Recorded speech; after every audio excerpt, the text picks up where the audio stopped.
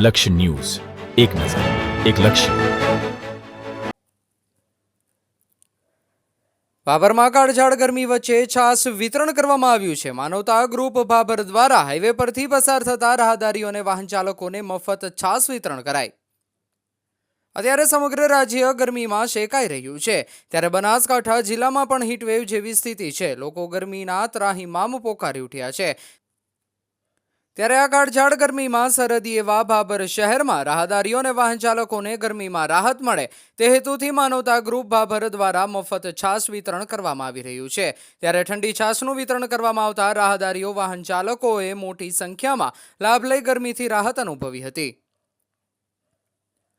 બનાસકાંઠા જિલ્લામાં ગરમીના કારણે લોકો ત્રાહિમામ પોકારી ગયા છે. બપોરના સમયની સાથે જાણે આકાશમાંથી અગનગોળા વરસી રહ્યા હોય તેવો માહોલ જોવા મળી રહ્યો છે. તેના કારણે રસ્તા પર પણ લોકોની અવરજવર ઓછી જોવા મળી રહી છે. ભાભર શહેરમાં ઉનાળાની કાળઝાળ ગરમીમાં શહેરના રાહદારીઓ અને હાઈવે પરથી પસાર થતા વાહન ચાલકોને ગરમીમાં રાહત મળે તે હેતુથી માનવતા ગ્રુપ ભાભર દ્વારા આજે વાવ સર્કલ પાસે ટેન્ટ લગાવી મફત 7,500થી વધુ ઠંડી છાસના ગ્લાસનું વિતરણ કરવામાં આવ્યું હતું. ત્યારે અહીંયાથી પસાર થતા લોકોએ પણ છાસ પીને ગરમીમાંથી થોડી રાહત અનુભવી હતી. આ કાર્યક્રમમાં નગરપાલિકાના પ્રમુખ, મામલતદાર ભાભર, નગરપાલિકાના નગરસેવકો, પોલીસ સ્ટાફ ભાભર, પત્રકાર મિત્રો ભાભર, માનવતા ગ્રુપ ભાભર ટીમ અને ગૌસેવા ગ્રુપના યુવાનો સેવામાં જોડાયા હતા.